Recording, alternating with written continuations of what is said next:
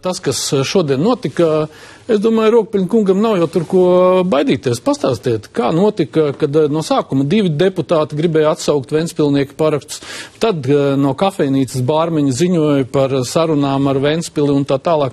Visu to vajag izstāstīt cilvēkiem, lai viņi zina, ko tad jūs te slēpjat, ja? 2 deputāti no Ventspils gribēja. Jep.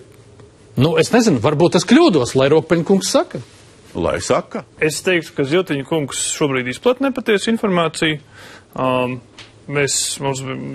Šodien mums bija gan ārkārtas sēde, gan frakcija visu kopā. Mēs strādājām, mums bija pēc ārkārtas sēdes, mums vēl bija frakcijas sēde.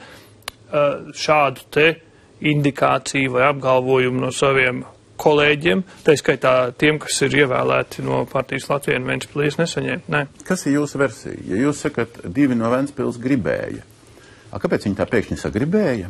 To jau ir, es domāju, ka pilnīgi skaidri var zināt. Tātad šajā tepat kafejnīcā bija attiecīgie cilvēki, kas tur ļoti labi piestaigā vienmēr bieži, mēs jau blakus frakcijā esam.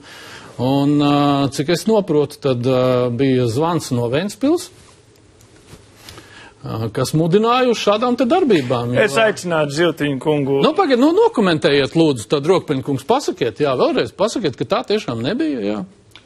Tā tiešām nebija. Labi. Vismaz mazums, ko runā kafejnīcās, jā, tā var būt. Frakcijā mēs godīgi visi nosēdāmies, izrunājām, kas ir kas, un nonācām pie secinājuma, ka uzstādījums bija, ir forši, ir labi konkurence, un mēs gribam, lai ir Saeimas vairākums. Tad atvainojiet, kāpēc jūs ir konkurence, bet mums nav pārliecība, pirmkārt jau pat ne minimumu vairākumu Saeimā, kur nu vēl plašu Saeimas atbalstu šajā situācijā.